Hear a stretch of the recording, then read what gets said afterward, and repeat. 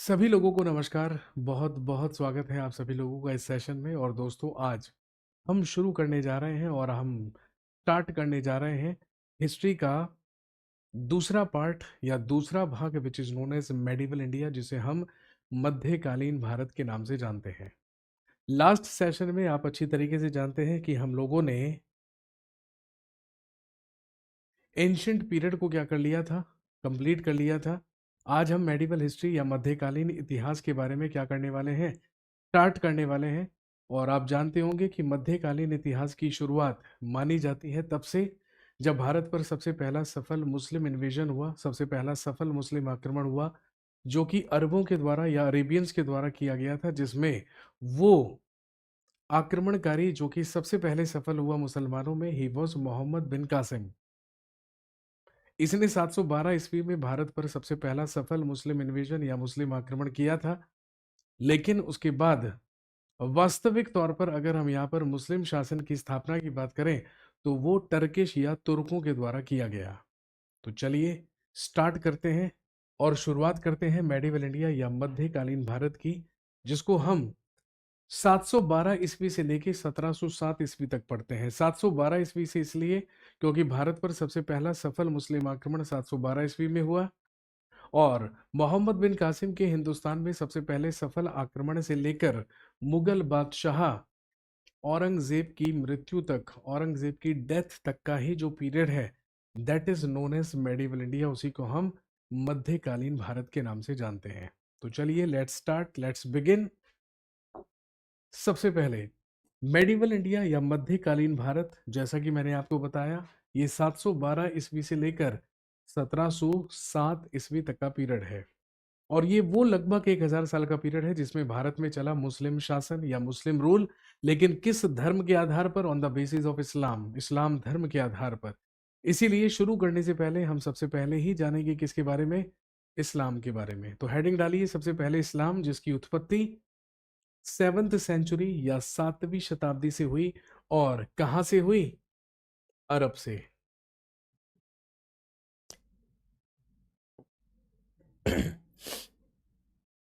सबसे पहली चीज ध्यान में रखेंगे, इस्लाम इज अ रिलीजन। इस्लाम एक धर्म है जिसे एकेश्वरवाद धर्म माना जाता है, जिसमें केवल और केवल एक ईश्वर की ही मान्यता है। Importance is given to only one God. और उस एक गॉड, एक ईश्वर को अरबी भाषा में अल्लाह कहा जाता है और फारसी भाषा में उसे कहते हैं खुदा। और इस्लाम धर्म के अनुसार ऐसा माना जाता है कि अल्लाह एक है, उसके जैसा दूसरा कोई नहीं। और जो हजरत मोहम्मद हैं, जो पैगंबर मोहम्मद हैं, वो धरती पर अल्लाह के ही आखिरी रसूल है, यानी कि मैसेंजर है, यानी कि संदेशवाहक है।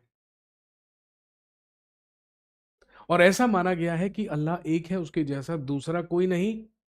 ही इज सुपीरियर, वो सर्वोच्च है, वो सुपीरियर है और हमारी इमेजिनेशंस के भी परे है। अगर आप अल्लाह को इमेजिन भी करने की कोशिश करेंगे तो he is beyond our imaginations, वो हमारे इमेजिनेशंस के भी परे है। और जिस चीज को हम इमेजिन ही नहीं कर सकते, तो खुद बताइए कि क्या उसकी कोई इमेज बन सकती है? जी नहीं, बिल्कुल नहीं बन सकती। भाई, इमेज शब्द तो बना ही इमेजिनेशन से है। जिसकी कल्पना की जा सकती है उसी की पिक्चर बनाई जा सकती है, उसी की इमेज बनाई जा सकती है। और क्योंकि अल्लाह की इमेजिनेशन ही नहीं की जा सकती, इसीलिए अल्लाह की ना ही कोई सूरत है और ना ही कोई मूरत। और यही कारण है कि statue worship is strictly prohibited in Islam. Islam धर्म में मूर्ति पूजा को पूरी तरीके से प्रतिबंधित या पूरी तरीके से हराम माना गया है। लेकिन अगर मूर्ति पूजा करना हराम है तो फिर इस्लाम को कैसे फॉलो किया जाता है? तो दोस्तों, आप जानते हैं there are 5 pillars to follow Islam. Islam धर्म को फॉलो करने के लिए 5 पिलर्स या 5 स्तंभ होते हैं, जिसमें सबसे पहला पिलर कहलाता है कलमा।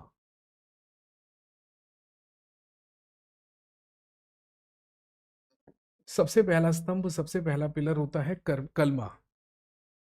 ऑलवेज बिलीव इन कलमा। कलमा का मतलब है ला इलाहा इल्लल्लाह मोहम्मद रसूल अल्लाह। इसका मतलब है अल्लाह एक है, उसके जैसा दूसरा कोई नहीं। और पैगंबर मोहम्मद या हजरत मोहम्मद धरती पर अल्लाह के आखिरी रसूल, मैसेंजर या संदेशवाहक है। जो व्यक्ति बिना सवाल करे इस बात पर विश्वास करता है, एतबार करता है, बस वही व्यक्ति क्या कहलाता है? मुस्लिम या मुसलमान कहलाता है।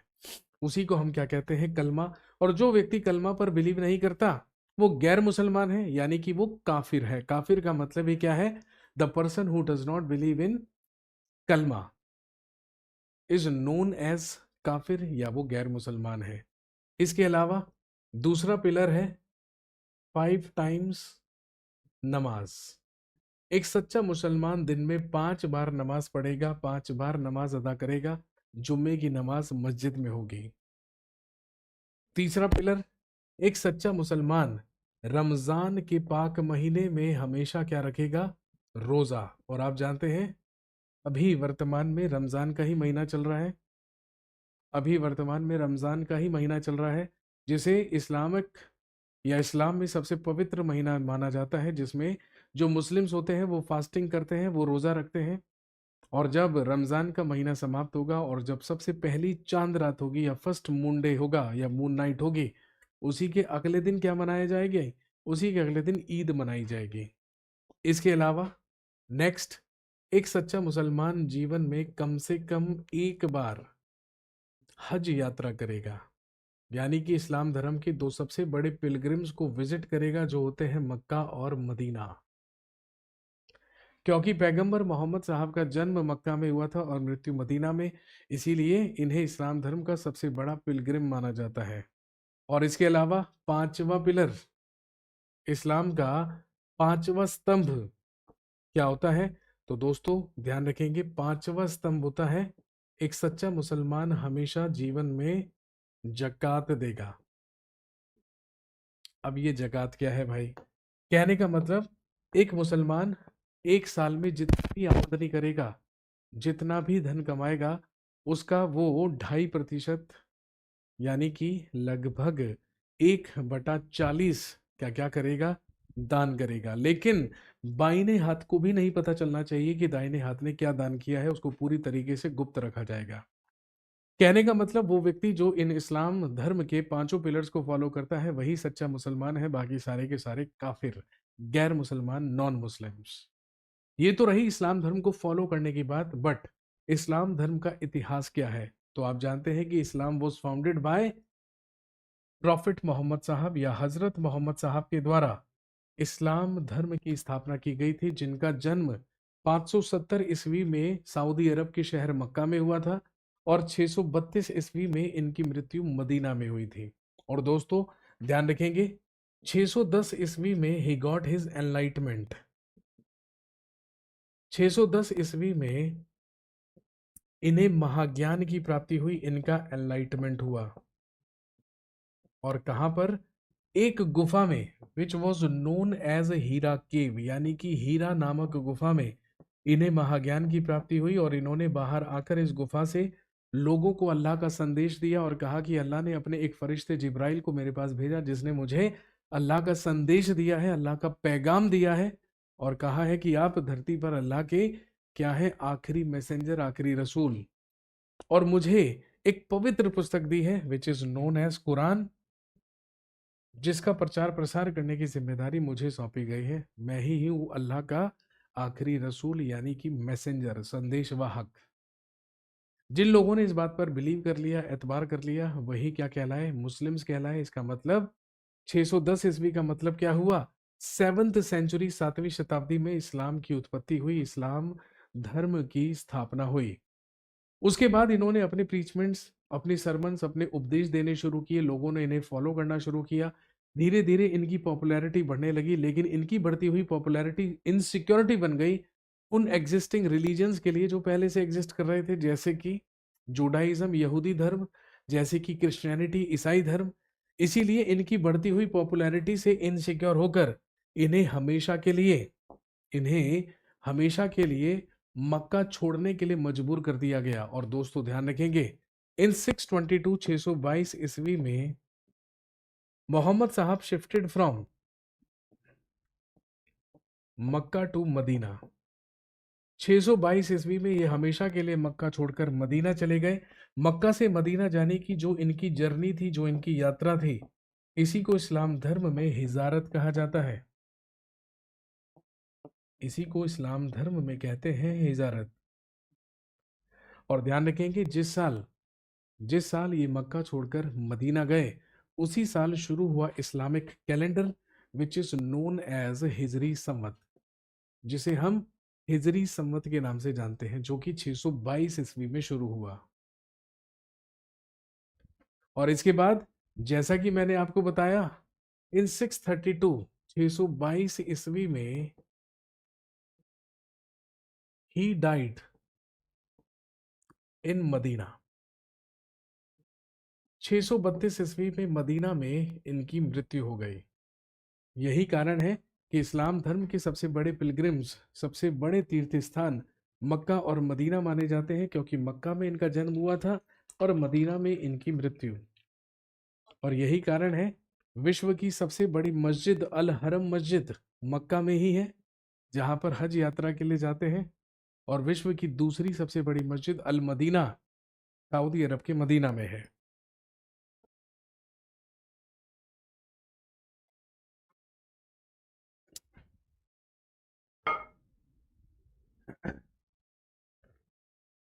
तो 622 ईस्वी में शुरुआत हुई इस्लामिक कैलेंडर की। और आप जानते हैं कि इस्लामिक कैलेंडर किस संवत से चलता है?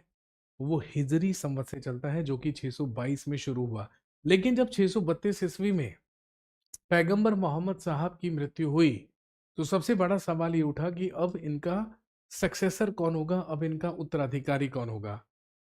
इनके उत्तराधिकारी बनने के सबसे बड़े दावेदार इन्हीं के दामाद हुआ करते थे, क्योंकि वही इनके सबसे पहले शिष्य थे, जिनका नाम था अली।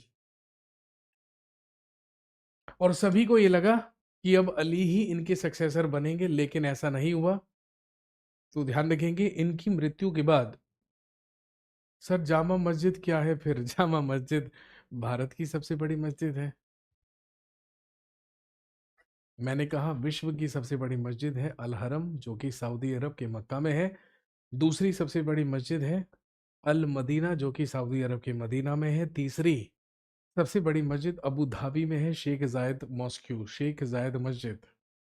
लेकिन भारत की सबसे बड़ी मस्जिद जामा मस्जिद है दिल्ली में, जिसका निर्माण मुगल एम्परर शाहजहां के द्वारा करवाया गया था। अब क्योंकि इनके उत्तराधिकारी बनने के दावेदार तो इनके दामाद, इनके पहले शिष्य अली थे, लेकिन ऐसा नहीं हुआ। इनके एक और अनुयायी, इनके एक और फॉलोअर, जिनका नाम अबू बकर था, इनकी मृत्यु के बाद इनके सबसे पहले सक्सेसर, इनके सबसे पहले उत्तराधिकारी अबू बकर बना दिए गए। आपसे पूछेंगे कि बताइए, इस्लाम धर्म में पैगंबर मोहम्मद साहब के सक्सेसर्स या उत्तराधिकारियों को क्या कहा गया? तो ध्यान रखेंगे, ये खलीफ्स कहलाते थे, या इनको खलीफा कहा जाता था। दुनिया में इस्लाम जगत का सबसे बड़ा धर्म गुरु ही क्या कहलाता था? खलीफा कहलाता था। बिल्कुल वैसे ही जैसे क्रिश्चियनिटी या ईसाइयों में पोप होते हैं, बिल्कुल वैसे ही इस्लाम में क्या हुआ करते थे? खलीफा हुआ करते थे। अब अबू बकर इनके सबसे पहले खलीफा या सबसे पहले सक्सेसर बने।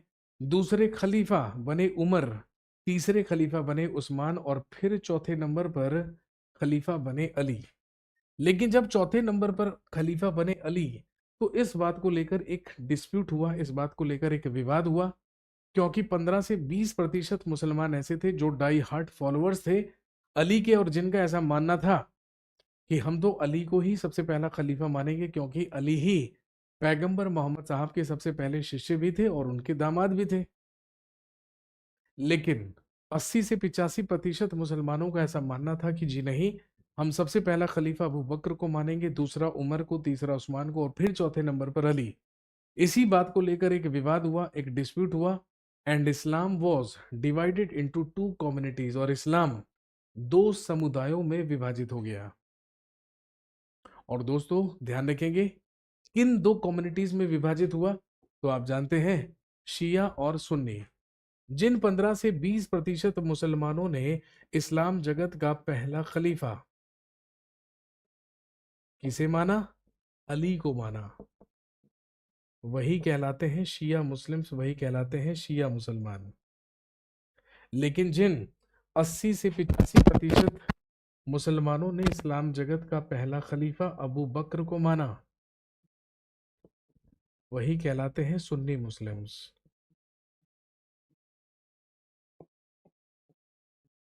This is the major difference between Shia and Sunni. लेकिन आगे चलकर शिया और सुन्नियों के बीच में डिस्प्यूट और मतभेद इतने ज्यादा बढ़ गए, एक दूसरे के पूरी तरीके से विरुद्ध हो गए, एक दूसरे के खिलाफ हो गए पूरी तरीके से शिया और सुन्नी। इसीलिए 9th सेंचुरी में शिया और सुन्नियों के बीच में सुलह कराने के लिए, शिया और सुन्नियों के मतभेदों को कम करने के लिए एक तीसरी कम्युनिटी बनी, एक तीसरा समुदाय बना, जो कहता है या जो कहलाता है सूफी।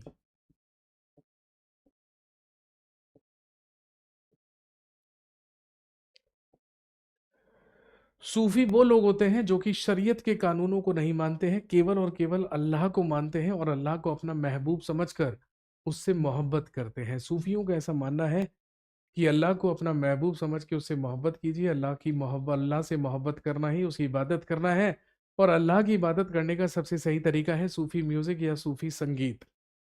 इसीलिए जब हम दरगाहों पर, पीरों पर, मज़ारों पर जाते हैं तो देखते हैं वहां पर कव्वालियाँ चल रही होती हैं, सूफी संगीत चल रहा होता है। वो एंटरटेनमेंट के लिए नहीं होता है दोस्त, वो सूफी की इबादत करने का एक तरीका है। अगर आज के बाद आपके कानों में ये बात पड़े या ऐसा कुछ गाना पड़े कि प्रीत की लत मोहे ऐसी लागी, हो गई मैं दीवानी, तेरी दीवानी, तो ये कोई लड़की लड़के से नहीं कह रही है, ये एक सूफी अल्लाह से कह रहा है, क्योंकि वो अल्लाह को अपना महबूब समझता है और अल्लाह से मोहब्बत करना ही उसकी इबादत करना है। और इबादत करने का सबसे सही तरीका है सूफी संगीत, सूफी म्यूजिक।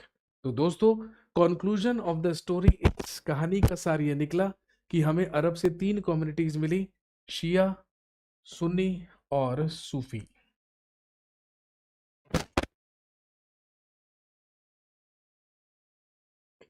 इसीलिए सऊदी अरब से ही दुनिया के अलग अलग देशों में लोगों को भेजा गया कि जाइए और जाकर पूरी की पूरी दुनिया में प्रचार कीजिए इस्लाम धर्म का। और ध्यान रखेंगे 7th सेंचुरी में ही हमारे देश में इस्लाम या सबसे पहले मुस्लिम इन्वेजन या मुस्लिम आक्रमण हो चुके थे, लेकिन वो सबसे पहले सफल कब हुआ?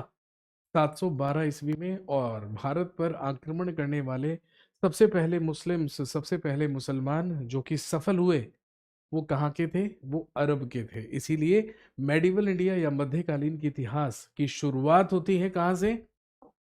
चलिए भाई, हेडिंग डालिए, अरेबियन इन्वेजन इन इंडिया, भारत पे या भारत में अरबों का आक्रमण, भारत में अरबों का आक्रमण।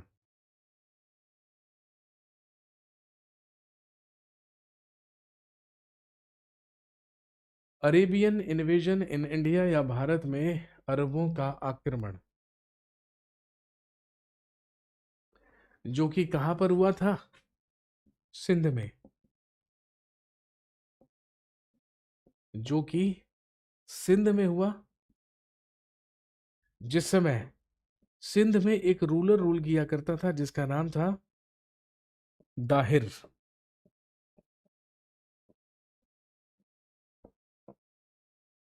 जो कि ब्राह्मण डायनेस्टी या ब्राह्मण वंश का राजा था।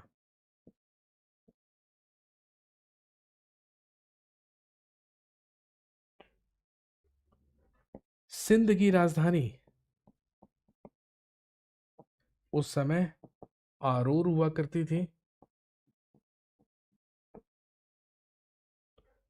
और ध्यान रखेंगे, उस समय सिंध का सबसे महत्वपूर्ण पोर्ट या बंदरगाह देवल पोर्ट या देवल बंदरगाह हुआ करता था।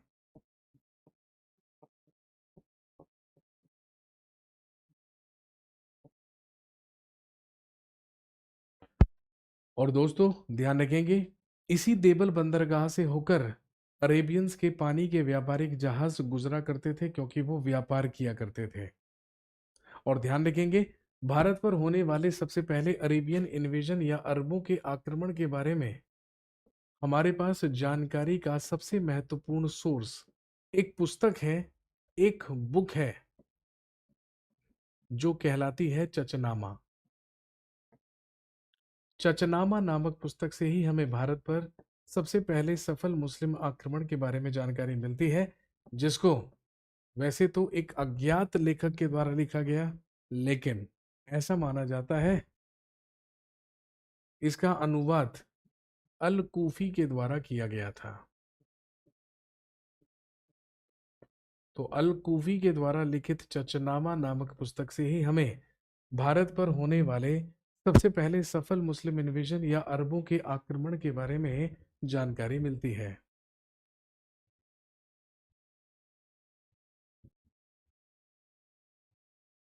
सर, इंडिया में सबसे पहले इन्वेजन कौन किया है?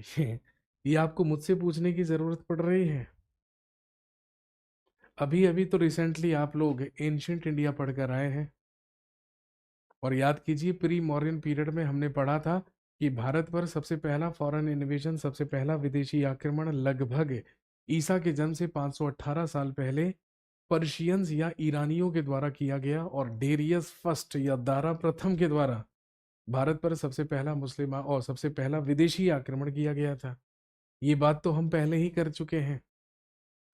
लेकिन अगर मुस्लिम्स में पूछे, मुसलमानों में पूछे, तो भारत पर आक्रमण करने वाला सबसे पहला सफल मुस्लिम हुआ, हेडिंग डालिए, मोहम्मद बिन कासिम।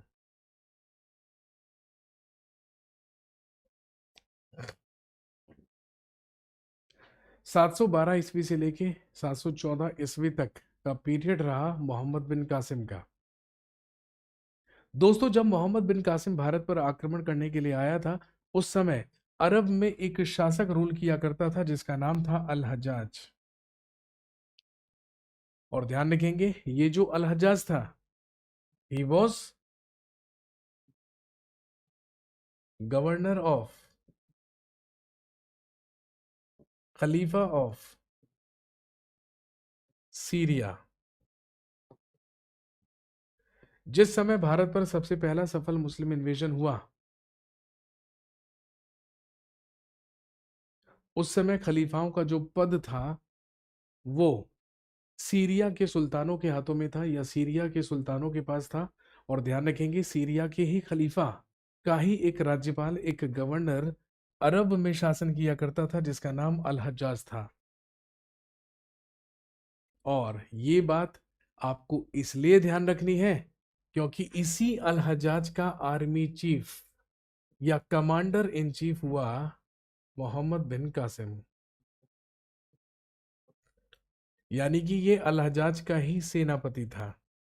मात्र 16 वर्ष इसकी आयु थी जब ये भारत पर आक्रमण करने के लिए आया था। लेकिन क्यों आया था? चचनामा नामक पुस्तक से हमें ये जानकारी मिलती है कि क्योंकि अरबों के व्यापारिक पानी के जहाज सिंध के निकट देवल बंदरगाह से होकर गुजरा करते थे, और जब एक बार वहां से शिप्स गुजर रहे थे तो दाहिर के ही सैनिकों के द्वारा देवल बंदरगाह पर आक्रमण करके उन जहाजों को लूट उन जहाजों को लूट लिया गया और उन पर अधिकार कर लिया गया। और इसी से भारी आर्थिक नुकसान पहुंचा किसको? अल हज्जाज को। इसीलिए अल हज्जाज ने मोहम्मद बिन इसीलिए अल हज्जाज ने दाहिर को संदेश भिजवाया और जितने भी अपना इकोनॉमिक लॉस हुआ था उसकी भरपाई करने के लिए कहा, लेकिन उसकी भरपाई करने से मना कर दिया दाहिर ने। इसी बात से नाराज होकर अल हज्जाज ने अपने 16 वर्षीय सेनापति मोहम्मद बिन कासिम को भारत पर आक्रमण करने के लिए भेजा। इसीलिए मोहम्मद बिन कासिम ने 712 ईस्वी में सिंध पर आक्रमण किया, और सिंध पर आक्रमण करके दाहिर को पराजित किया, दाहिर की हत्या की, और दाहिर की ही दो पुत्रियां जिनके नाम थे सूर्य देवी और परमल देवी, दोनों को अगवा करके भेज दिया गया अल हज्जाज के पास, क्योंकि अल हज्जाज के भाई दो बेटे थे उनके लिए। और फाइनली सिंध पर अधिकार हुआ मोहम्मद बिन कासिम का। ये भारत पर होने वाला सबसे पहला सफल मुस्लिम इन्वेजन था। सबसे पहला पॉइंट लिखेंगे मोहम्मद बिन कासिम में, लिखिए ही was first Muslim who invaded India.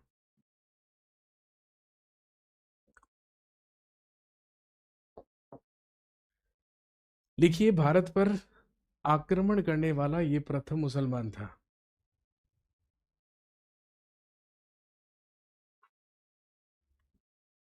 दूसरा पॉइंट लिखेंगे ही अटैक्ड सिंध and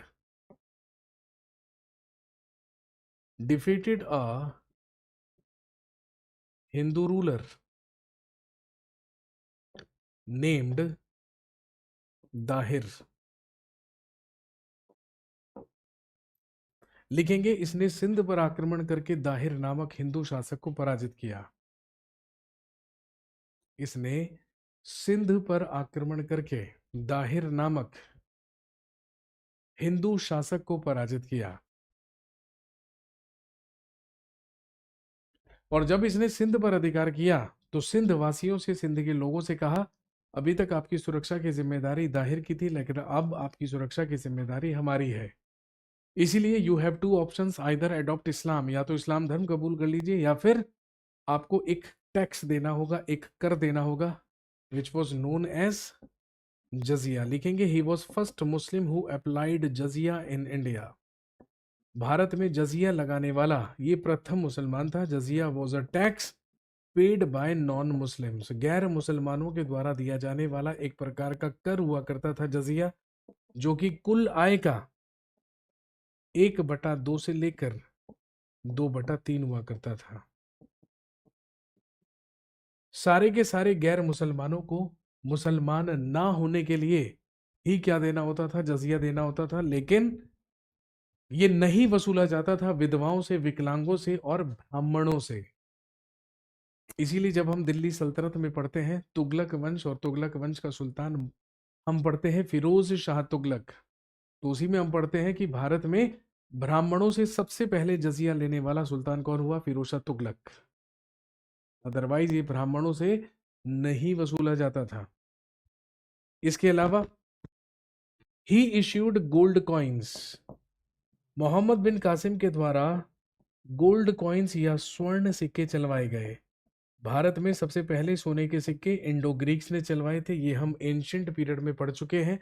लेकिन मुसलमानों में भारत में सबसे पहले सोने के सिक्के चलवाने वाला मोहम्मद बिन कासिम था, और ये सिक्के कहलाते थे दिरहम कॉइन्स। दिरहम सिक्के, दिरहम तो आज भी चलते हैं, आप जानते हैं। यूएई की करेंसी का नाम ही क्या है? दिरहम।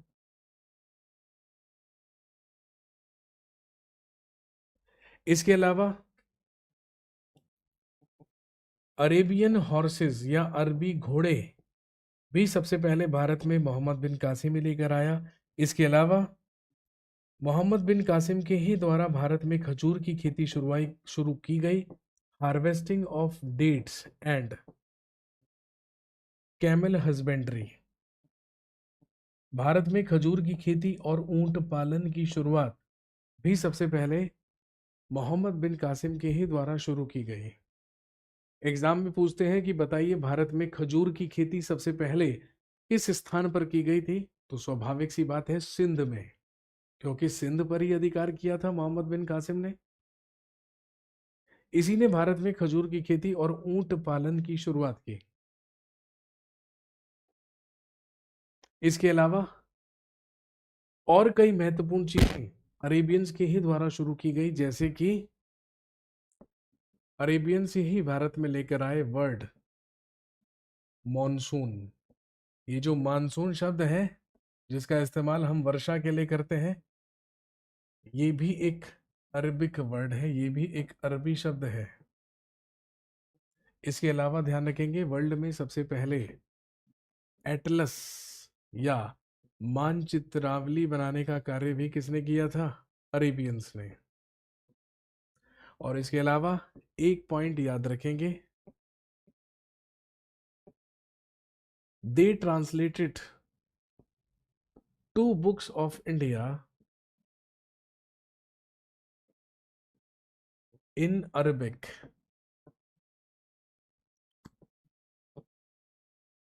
लिखेंगे इनके द्वारा भारत की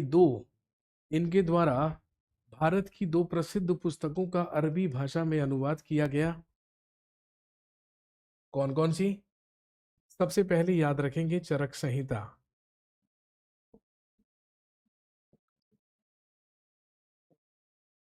सबसे पहली चरक संहिता जिसको ओरिजिनली चरक के द्वारा लिखा गया था, जो कि कुषाण वंश के सबसे महान राजा कनिष्क के ही दरबार में राजवैद्य या फिजिशियन हुआ करता था। इसके बारे में चर्चा पहले हो चुकी है। और दूसरी पुस्तक, विश्व में बाइबल के बाद दूसरी सबसे फेमस बुक मानी जाती है पंचतंत्र।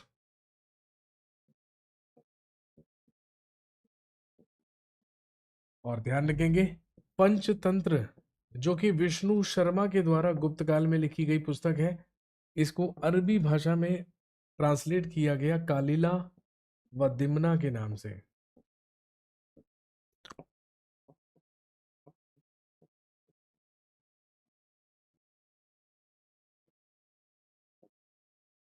इसका अरबी भाषा में अनुवाद कालिला व दिमना के नाम से किया गया।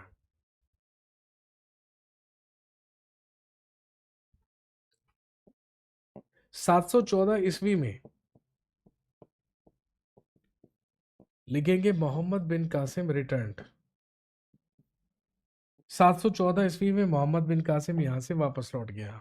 चचनामा नामक पुस्तक से हमें ये जानकारी मिलती है कि वो दाहिर की दो पुत्रियां सूर्य देवी और परमल देवी, जिन्हें अगवा करके अल हजाज के पुत्रों के लिए भेजा गया था, उन्हीं दोनों ने अल हजाज को मोहम्मद बिन कासिम के ही खिलाफ भड़का दिया और कहा कि हम दोनों को आपके पुत्रों के लिए भेजा गया है, लेकिन हमारी आबरू, हमारी असमत, हमारी इज्जत पहले ही मोहम्मद बिन कासिम लूट चुका है। इस बात से बेहद क्रोधित हुआ अल हजाज, और अल हजाज ने तुरंत फरमान जारी किया कि मोहम्मद बिन कासिम सिंध से अरब वापस लौटे। 712 ईस्वी में मोहम्मद बिन कासिम वापस लौट गया, और चचनामा नामक पुस्तक से ही हमें ये जानकारी मिलती है कि जब ये वापस लौट गया तो अल हजाज के द्वारा इसे मृत्यु दंड दे दिया गया, इसे कैपिटल पनिशमेंट दे दी गई।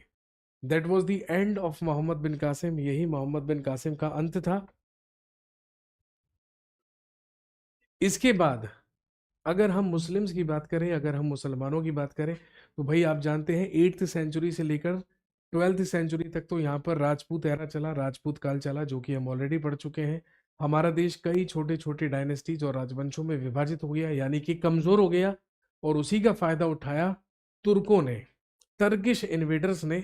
और अरबों के बाद भारत पर आक्रमण करने वाले दूसरे सफल मुस्लिम्स कौन थे? तुर्क, Turkish.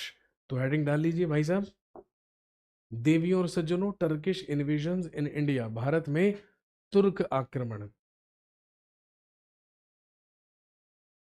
Turkish invasions in India या भारत में तुर्क आक्रमण।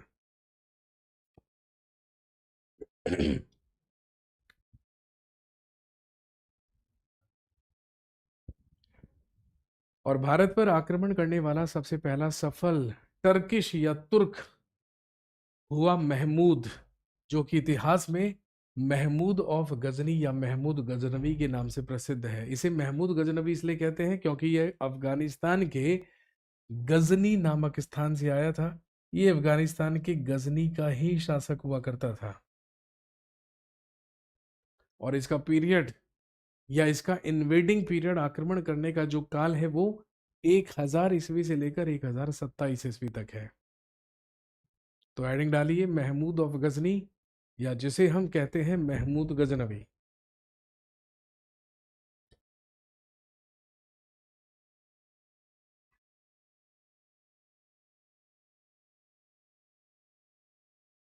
ही इन्वेडेड 17 टाइम्स इन इंडिया। इसने भारत में 17 बार आक्रमण किए।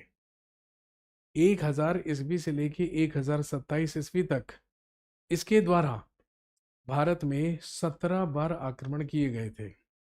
दोस्तों ध्यान रखेंगे, अफगानिस्तान में गजनी नामक स्थान पर एक वंश चला करता था, जिसे गजनी वंश या जिसे यामनी वंश कहा जाता था, जिसकी स्थापना कभी अलप्तगीन नामक शासक के द्वारा की गई थी। He was the founder of Ghazni और यामिनी डायनेस्टी। गजनी या यामनी वंश का संस्थापक अलप्तगीन नामक शासक हुआ।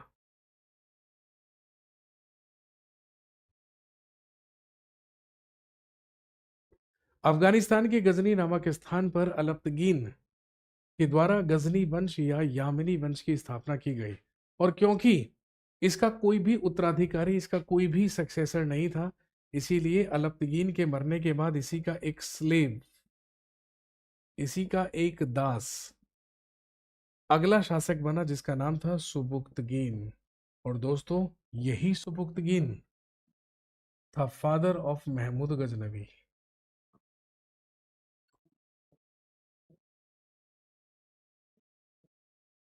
और ध्यान रखेंगे, इसी सुबुक्तगीन का पुत्र हुआ महमूद गजनवी। और यही सुबुक्तगीन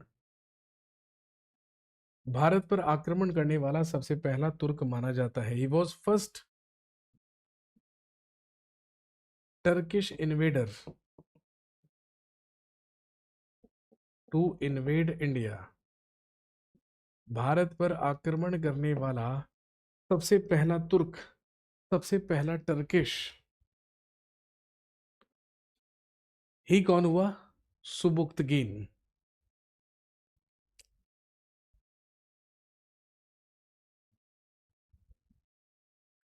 सर, इसका टाइम 998 से 1030 है। अच्छा, ये बात है।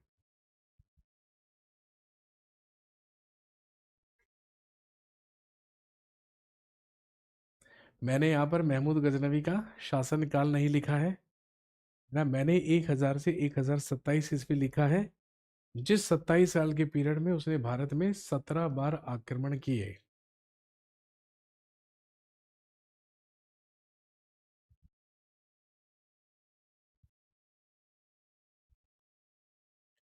अभी थोड़ी देर में बात क्लियर हो जाएगी। हाँ जी, भारत पर सबसे पहला भारत पर सबसे पहला जो टर्किश इन्वेजन हुआ या जो तुर्क आक्रमण हुआ, वो लगभग 987 ईस्वी में, 987 में महमूद गजनवी के पिता सुबुक्तगीन के द्वारा किया गया। उस समय आप जानते हैं, भारत में काबुल वैली या काबुल काबुल घाटी में एक वंश चला करता था जो कहलाता था हिंदू शाही डायनेस्टी या हिंदू शाही वंश।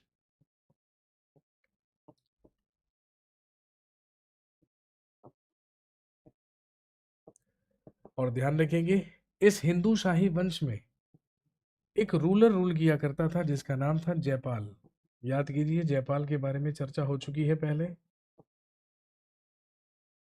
जिसकी कैपिटल, जिसकी राजधानी वह हिंद हुआ करती थी। और ध्यान रखेंगे, इसी जयपाल नामक शासक पर सुबुक्तगीन के द्वारा सबसे पहला तुर्क आक्रमण, सबसे पहला टर्किश इन्वेजन किया गया था।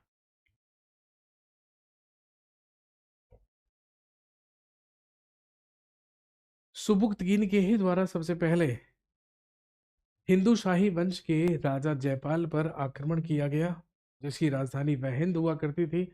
और ध्यान रखेंगे, ये वंश काबुल घाटी में चला करता था, या जो कि कभी 16 महाजनपदों में गांधार प्रदेश हुआ करता था, वहीं पर हिंदू शाही डायनेस्टी चला करती थी।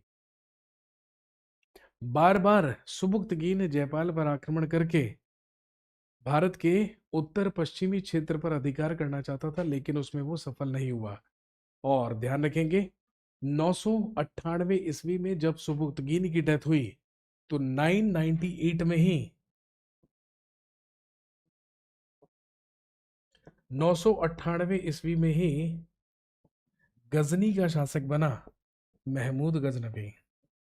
और जब ये सिंहासन पर बैठा 998 ईस्वी में, तो सिंहासन पर बैठते हुए इसने एक कसम खाई कि ये हर साल हिंदुस्तान में एक आक्रमण करेगा। और इसका उद्देश्य हिंदुस्तान में बार बार आक्रमण करने का क्या था? ये हिंदुस्तान से अपार धन और संपत्ति लूटकर खुद को इकोनॉमिकली स्ट्रांग करना चाहता था। कहां पर? गजनी में।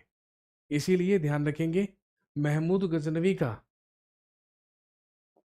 भारत में आने का या आक्रमण करने का जो उद्देश्य था,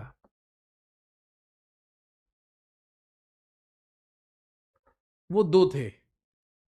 सबसे पहला उद्देश्य, टू गेट गोल्ड, यहां से धन या सोना लूटना।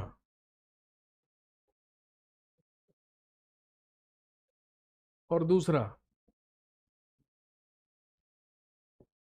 टू स्प्रेड इस्लाम, और दूसरा उद्देश्य था इस्लाम धर्म का प्रचार करना।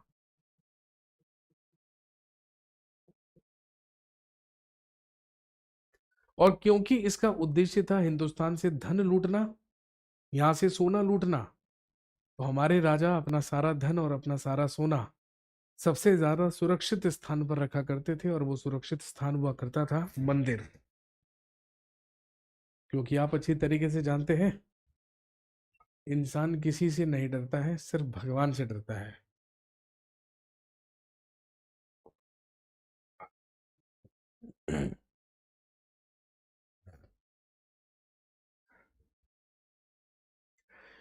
यही कारण है कि महमूद गजनवी ने यही कारण है कि महमूद गजनवी ने भारत में जब आक्रमण किए तो इसने अपना मुख्य रूप से जो टारगेट था वो भारत के मंदिरों को बनाया। और जब ये मंदिरों पर आक्रमण किया करता था तो वहीं से मंदिरों में ही लूटपाट करके वहां पे जो मूर्तियां हुआ करती थी उनको खंडित कर दिया करता था, उनको तोड़ दिया करता था। इसीलिए ध्यान रखेंगे महमूद गजनवी, इसीलिए महमूद गजनवी को ही कहा जाता है बुत शिकन।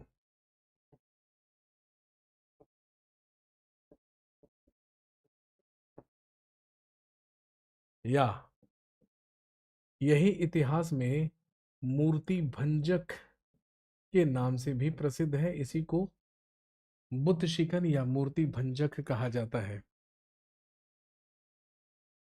इसके अलावा ध्यान रखेंगे, he was first Muslim in India to get the title of sultan and ghazi. भारत में सुल्तान और गाजी की उपाधि धारण करने वाला, भारत में सुल्तान और गाजी की उपाधि धारण करने वाला ये प्रथम मुसलमान था। भारत में सबसे पहले महमूद गजनवी ने ही सुल्तान और गाजी की उपाधि धारण की थी।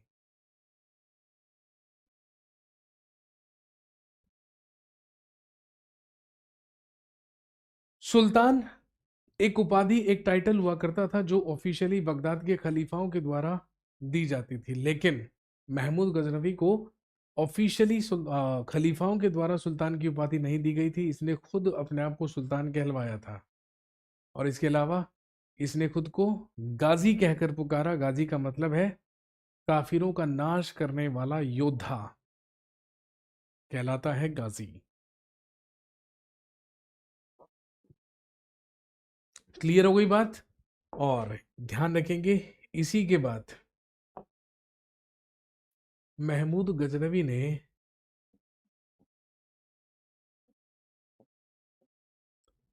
भारत में अपना सबसे पहला आक्रमण 1000 ईस्वी में किया। कहां पर? इन पेशावर।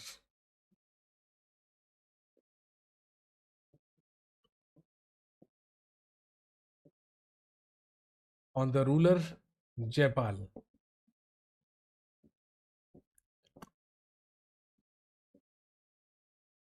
महमूद गजनवी ने अपना सबसे पहला आक्रमण पेशावर के शासक जयपाल पर किया 1000 ईस्वी में। ये इसका भारत में सबसे पहला आक्रमण था, लेकिन इसका कोई रिजल्ट या नतीजा नहीं निकला। अगले ही साल इन 1001 1001 ईस्वी में जयपाल और महमूद गजनवी के बीच एक युद्ध लड़ा गया जो कहलाता है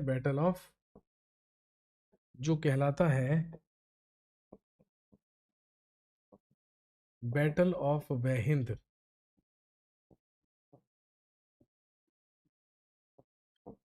या वहिंद का युद्ध।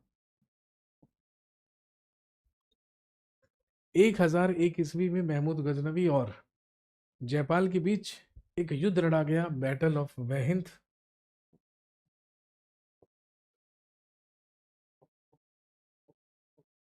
और दोस्तों ध्यान रखेंगे, in this battle Mahmud Ghaznavi defeated Jayapal. इस युद्ध में महमूद गजनवी ने जयपाल को पराजित किया और उसका उपहास करके उसका मजाक बनाकर वापस लौट गया। इसको मारा नहीं, इसकी हत्या नहीं की। इसी बात से इसी बात से दुखी और अपमानित होकर जयपाल कमिटेड सुसाइड, जयपाल के द्वारा आत्महत्या कर ली गई। और इसके बाद इसी का पुत्र अगला शासक बन गया, जिसका नाम था आनंदपाल।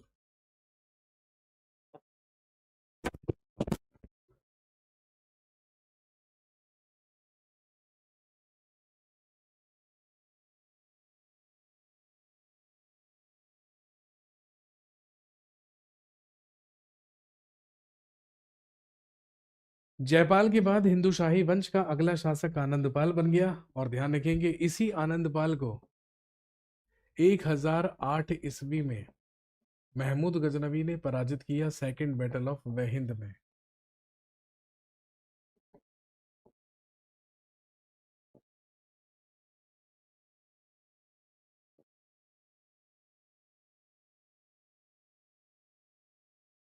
वहिंद का द्वितीय युद्ध,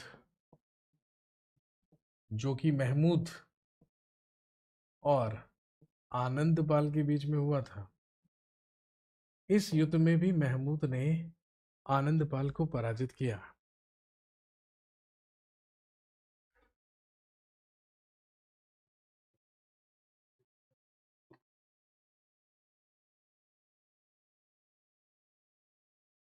इसके बाद 1013-14 ईस्वी में ही अटैक्ड स्थानीश्वर महादेव टेम्पल।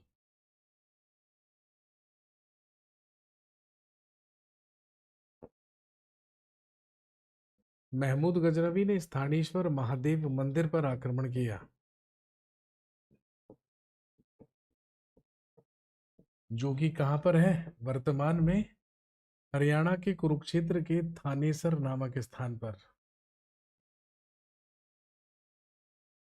और ध्यान रखेंगे, इसी आक्रमण के दौरान इसने चक्र स्वामी की मूर्ति को नष्ट किया,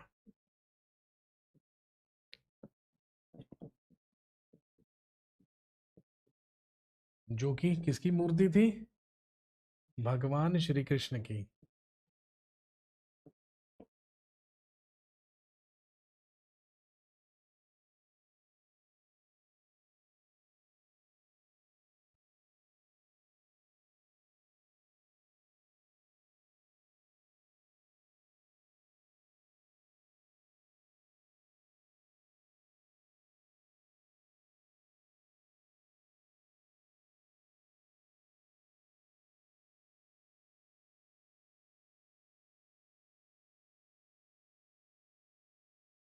इसके द्वारा चक्र स्वामी की मूर्ति को नष्ट किया गया।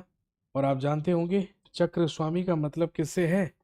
चक्र स्वामी का मतलब यहाँ पर भगवान श्री कृष्ण से है। इसने भगवान श्री कृष्ण की ही मूर्ति को क्या किया था, खंडित किया था, वहां पे नष्ट करवाया था।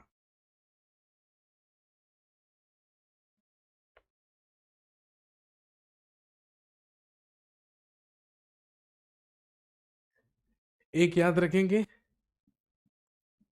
1019 में ही अटैक्ड कालिंजर।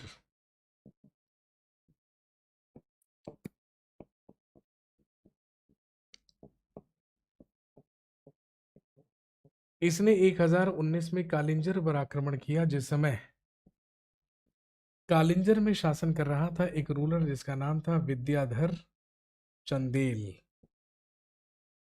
और याद कीजिए, जब आपको चंदेल वंश पढ़ाया था मैंने, तो एक बात बताई थी कि विद्याधर चंदेल एकमात्र शासक था जो कि महमूद गजनवी से पराजित नहीं हुआ। दोनों के बीच में संधि हुई, बाकी सारे के सारे आक्रमणों में विजयी हुआ महमूद गजनवी।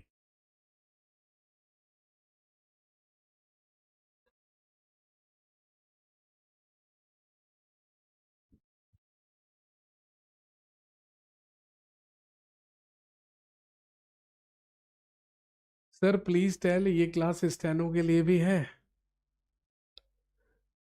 स्टेनोग्राफर के लिए भी क्लास ले सकते हैं। बेटे एक बात बताओ, स्टेनोग्राफर के एग्जाम में क्या युगांडा का इतिहास पढ़ना होता है?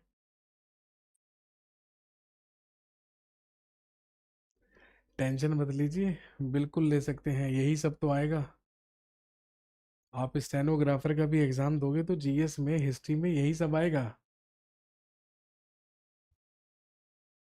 स्टेनोग्राफर बनने के लिए युगांडा का इतिहास नहीं पढ़ना है, उसमें भी भारत का इतिहास पढ़ना है। 1019 में इसने कालिंजर पर आक्रमण किया और चंदेल वंश के राजा, उस समय विद्याधर चंदेल हुआ करता था, लिखेंगे एकमात्र शासक जो कि महमूद गजनवी से पराजित नहीं हुआ।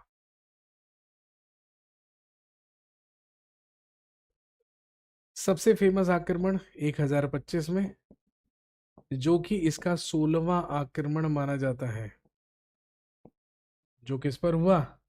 गुजरात के सोमनाथ टेम्पल, गुजरात के सोमनाथ मंदिर पर। जिस समय गुजरात का शासक हुआ करता था, याद कीजिए, अनहिलवाड़ का चालुक्य वंश, और चालुक्य वंश का राजा भीम फर्स्ट, भीम प्रथम, पढ़ चुके हैं ऑलरेडी। ये वही राजा है जिसके सामंत विमल शाह ने राजस्थान के माउंट आबू में दिलवाड़ा जैन मंदिरों का निर्माण करवाया था। ये वही शासक है जिसने सोमनाथ मंदिर का सबसे पहली बार पत्थर से निर्माण करवाया था, क्योंकि ऐसा माना जाता है कि जब महमूद गजनवी ने सोमनाथ मंदिर पर आक्रमण किया, उस समय वो लकड़ी का बना था और वहां पर भगवान शिव की सोने की मूर्ति थी। वो सोने की मूर्ति और सारा का सारा धन लूटकर जब महमूद गजनवी उत्तर भारत की तरफ बढ़ा, तो राजस्थान में इसको जाटों के द्वारा घेर लिया गया, और वो सोने का दरवाजा जो ये सोमनाथ मंदिर से लूट कर लेकर आया था, वो इससे वापस लूट लिया गया जाटों के द्वारा। इसीलिए महमूद गजनवी का अंतिम आक्रमण, लास्ट अटैक, 1027 ईस्वी में किस पर हुआ? जाटों पर।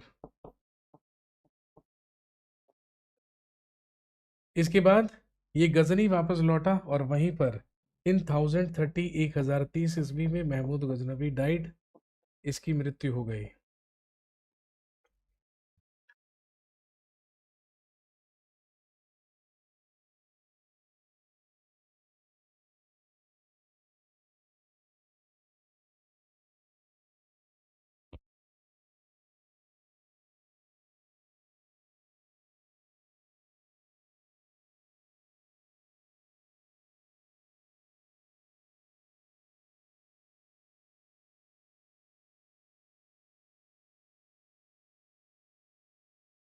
इसके अलावा महमूद गजनवी के प्रसिद्ध लेखक, फेमस राइटर्स, सबसे पहला नाम याद रखेंगे अल बरूनी। भारत में आकर भारत के पुराणों का या हिंदू पुराणों का अध्ययन करने वाला, या आप कह सकते हैं भारत में पुराणों का अध्ययन करने वाला सबसे पहला मुसलमान ही कौन कहलाता है? अल बरूनी। इसी अल बरूनी के द्वारा प्रसिद्ध पुस्तक लिखी गई जो कहलाती है किताब उल हिंद, या जिसे तहकीक हिंद भी कहा जाता है।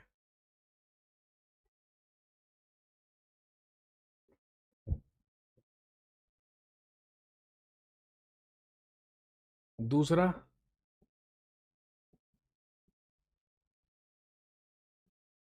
फिरदौसी,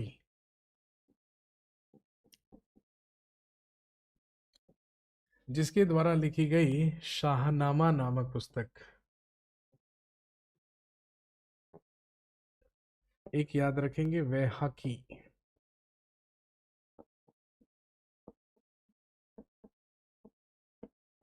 जिसके द्वारा लिखी गई तारीख सुबुक्तगीन।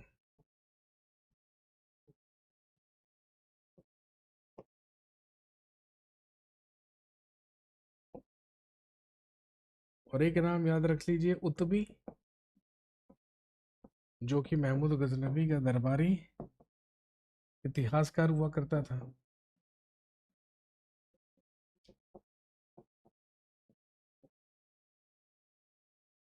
क्लियर हो गई बात दोस्तों? ये था भारत पर होने वाला सबसे पहला सफल टर्किश इन्वेजन या तुर्क आक्रमण। इसके बाद 12वीं शताब्दी में, 12th सेंचुरी में, भारत में आक्रमण करने वाला दूसरा टर्किश, दूसरा तुर्क मोहम्मद गौरी हुआ। और मोहम्मद गौरी ने ही 1192 में तराइन के दूसरे युद्ध में पृथ्वीराज चौहान को पराजित करके भारत में मुस्लिम शासन की स्थापना की। तो चलिए, आज की कहानी को यहीं तक रखेंगे। अगली क्लास में आपसे मुलाकात होगी, तो हम बात करेंगे दूसरे टर्किश इन्वेडर मोहम्मद गौरी के बारे में, और उसके द्वारा किस तरीके से भारत में मुस्लिम रूल या मुस्लिम शासन की स्थापना की गई वो जानेंगे। तो आज के सेशन में इतना ही। Thank you very much. Have a nice day. शुक्रिया, धन्यवाद। जय हिंद।